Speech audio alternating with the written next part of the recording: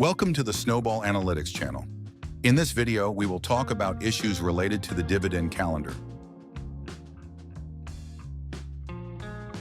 The dividend calendar is created based on imported transactions. Therefore, it is important to correctly import transactions in order to display the calendar accurately. If there is no information about dividends in the calendar, check that the buy transaction for this asset is correct.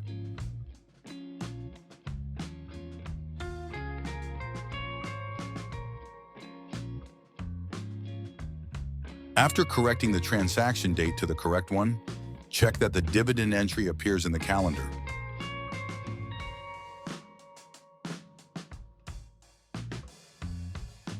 If your calendar contains entries for assets you have not yet purchased, you also need to check the buy transactions.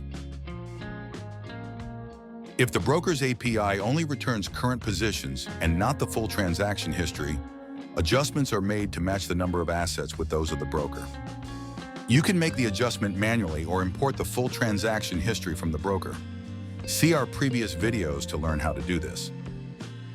After making the correction transactions, the calendar view returned to normal.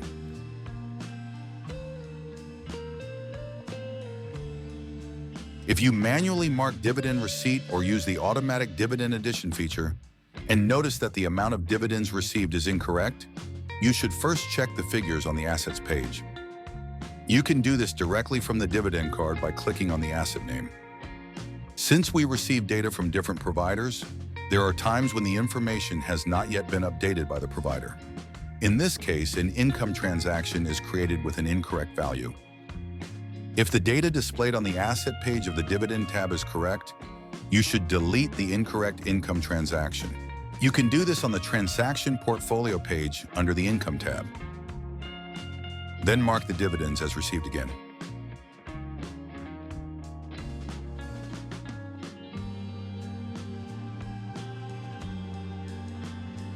If you notice double dividend payments, check the income transactions for that asset.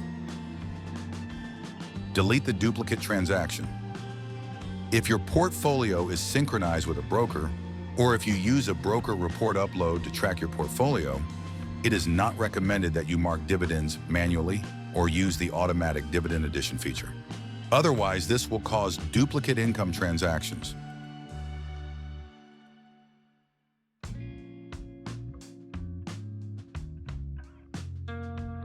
If there is an income transaction but no mark on the calendar for dividend receipt, check the income transaction date. If the income transaction date is too far from the payout date, the transaction will be linked to a different payout. In this case, it will be necessary to adjust the income transaction date so that it is closer to the official payout date. After adjusting the income transaction, the dividend status will change to received.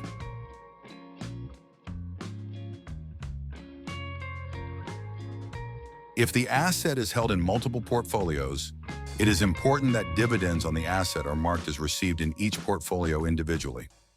For example, if dividends are marked as received in all portfolios except one, the total amount received will be displayed incorrectly. In this case, check which portfolio does not have a receipt mark.